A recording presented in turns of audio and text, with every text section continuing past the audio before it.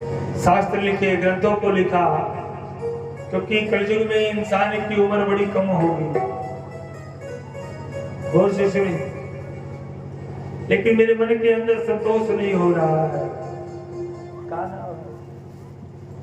नेहा मेरा नाम है। सामने वाला घर है। देखिए, भगवान अगर धन दहले वाले ना धन के कुछ फायदा उठा रहे, कबो कहीं कथा होके, पूजा होके, कीर्तन होके तो खाली आते नहीं जाएंगे, कहा ले जाए जो हम जुड़े तब नहीं ले जाए। नहीं क्या कुछ मिला तो तुलसी के पत्ता लेनी, तुलसी के पत्ता देखल बानी भाई लोग, तुलसी के पत्ता ये लेके आएंगे, क्योंकि भगवान के दरबार में कब जाइए ला कुछ जगह है, जैसे भगवान के दरबार भइल, कचहरी भइल, थाना भइल, डॉक्टर भइल, ये लोग लगे कब वो खाली हाथ जाए तो कोनो इलाज होई, हाँ नहीं हो, जरूर कुछ न कुछ लेके जाए के पड़ेगा। अगर नहीं थे भगवान कुछ दहले सामर्थ तो हाथ जोड़ के कहीं कि हे प्रभु हम कितना धन दी कि हम लोग कुछ दी सके। अरे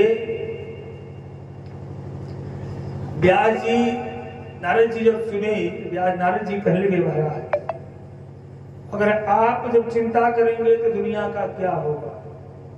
गौर से सुनना। व्यास जी कहने लगे हमने एक पुराण से, एक वेद से 4 वेद किए, 4 वेद से 17 पुराण किए, लेकिन फिर भी हमारे मन के अंदर संतोष नहीं हो रहा है, क्या करें। नारद जी कहते हैं कि एक बात पूछे बताइएगा। कहने लगे पूछिए। कहने लगे ये बताइए कि भगवान कन्हैया की आपने पूरी कथा कौन से शास्त्र में लिखा है। और तो सुनिएगा, भगवान कन्हैया की पूरी कथा आपने कौन से शास्त्र में लिखा है। महाराज सब शास्त्रों में है, किसी में जन्म है, किसी में कालिया दहन है, किसी में भगवान का विवाह है। कलयुग के दोष को दूर करने के लिए 2 ही देवता बताए गए हैं, एक कृष्ण और एक काली माई। कौसे कन्हैया, कौसे कलयुग, और कौसे काली माई। अरे नारद जी जब पूछे ना, व्यास जी कह लगे कि भाई हम तो सब पुराणों में लिखे हैं। कह लगे नहीं, भगवान के 24 अवतारों की कथा आप हमको ये बताइए कि कौन से शास्त्र में लिखे हैं। और से सुनिएगा। व्यास जी कहने लगे महाराज भगवान के 24 अवतारों की कथा तो हमने किसी शास्त्र में लिखा नहीं। कहने लगे तो ये बताइए संतोष कहां से होगा। हा? आप एक काम कीजिए, भगवान कन्हैया के 24 अवतारों की कथा एक शास्त्र में वर्णित कीजिए। व्यास जी कहने लगे हम तो बूढ़े हो गए हैं, हम कहां लिख पाएंगे, बोल सकते हैं। गौर से सुनिएगा, बोल सकते हैं। लिखेगा कौन। नारद जी ने कहा कि भगवान गणेश जी को बुलाया जाए, वही लिखेंगे। और वहीं से हाथ जोड़ करके भगवान का ध्यान किए कि प्रथम निमंत्रण आपको गौरी पुत्र गणेश, हरि मंगल काज सवारिये, हरि सारे कलेश।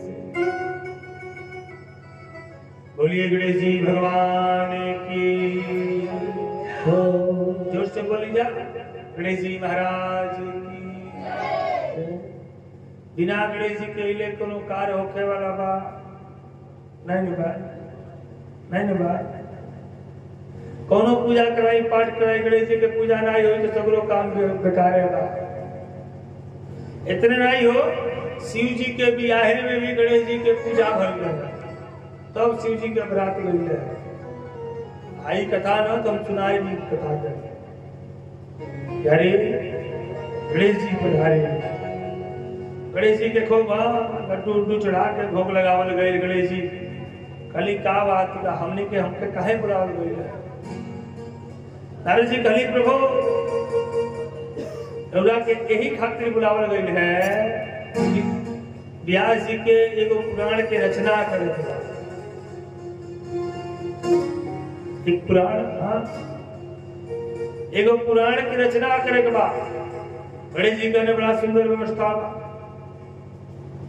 नारद जी कहली बाबा वो पुराण के रौरिये के लिखे के बाद ध्यान से सुनो।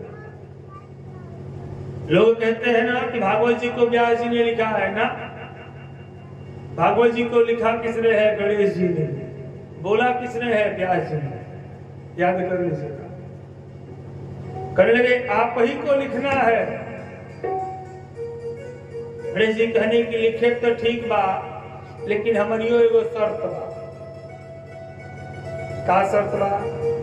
शर्त यह बा कि हम लिखे तबल है जब व्यास जी बोली है तबल है। जो व्यास जी के वाणी बंद भइल तमुजा कलम दुआई छोड़ के गायब हो जाए।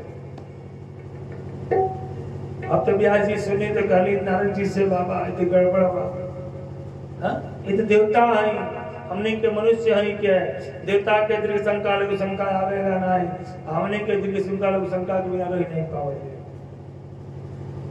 व्यास जी कहली महाराज चली रहा बात सही बा, लेकिन हमारी एगो शर्त बा। का? तो शर्त यही है कि हम जो श्लोक बोलेंगे उस श्लोक को बड़ा सोच समझ करके लिखिएगा। गणेश जी करने लगे ठीक है। यारी जब गणेश जी के शंका लगे ना तो व्यास जी के तो बड़ी 58 श्लोक बोले। तो बोले गणेश जी समझी, तो बोले व्यास जी निपट के चली आए। और देखते देखते एक दुगो नहीं 18,000 श्लोकों का एक महाग्रंथ तैयार हुआ है। 365 अध्याय है। भगवान के 24 अवतारों की कथा भागवत जी में रखी गई। राजन व्यास जी कह लगे इसका नाम क्या होगा? तो गणेश जी कह लगे कि हमने बड़ी भाव से लिखा है। व्यास जी कह लगे हमने बड़ी गति से बोला है। नारद जी कह लगे कि इस महापुराण का नाम होगा भागवत। क्या नाम? हाँ भागवत। क्यों? गणेश जी कहते हैं कि ध्यान से सुनना, इस पुराण को जो जिस मन से सुनेगा, जिस भाव से सुनेगा, उसी भाव से यह पुराण फल देने वाला है। बड़ी सुंदर रचना तैयार हुई। सब प्रेम से बोलो भागवत महापुराण की जय हो। राजन अब तो व्यास जी मन में संतोष हो गया। नारद जी से कह लगे महाराज ये पुराण पूरा संस्कृत में लिखा गया है, इस पुराण को पढ़ेगा कौन? इतनी समय के लोग से कह दिए संस्कृत में पढ़े बात क्यों पढ़ी? संस्कृत में कहा जाए तो क्यों सुनी? नहीं सुने। इसीलिए हमारे भागवत में पारायण जो होता है संस्कृत का, हमारे पंडित जी बगल में बैठ के करते हैं। कथा जो होती है, कथा में निकला गया जो कथा समझ में आवे। ध्यान से सुने। मिठाई में निकला गया जो खैले में मीठ लागे। आज खूब बढ़िया मिठाई हो के खाए के जनते न हो निकला जी। व्यास जी कहने लगे किसको दिया जाए? तो नारद जी कहते हैं कि आप अपने पुत्र को बुलाइए। बड़ा सुंदर न हो। व्यास जी के एक पुत्र पैदा हुए थे जिनका नाम पड़ा था सुखदेव जी। 12 वर्ष अपनी मां के गर्भ में रहे हैं। 9 महीना ना 12 बरिस। और जब व्यास जी कहते थे बाहर आ जाओ, आते नहीं थे। सूर्य की रोशनी फीकी पड़ गई थी, चंद्रमा धीमे हो गए थे। भगवान भोलेनाथ आए हैं और कहे हैं, हे पुत्र तुम बाहर आओ, तुमको भगवान की माया स्पर्श नहीं करेगी। तब सुखदेव जी बाहर आए। और सुखदेव जी ही एक ऐसे संत हुए जिनको भगवान विष्णु की माया कभी स्पर्श नहीं की। कलयुग में हर जगह भगवान विष्णु की माया है, लेकिन एक ऐसा जगह है जहां भगवान की माया नहीं चलती है। नहीं चलती है। कौन जगह? जानते नहीं? नहीं जाना?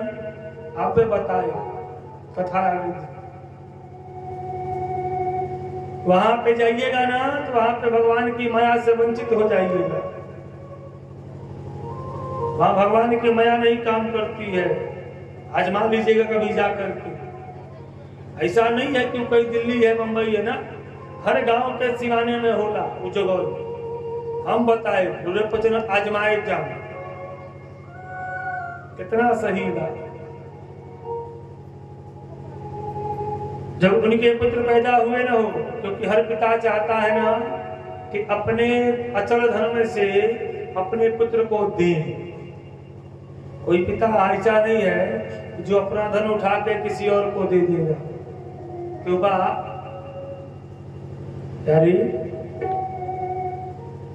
उनके जब पुत्र पैदा हुए तो घर छोड़ करके जाने लगे,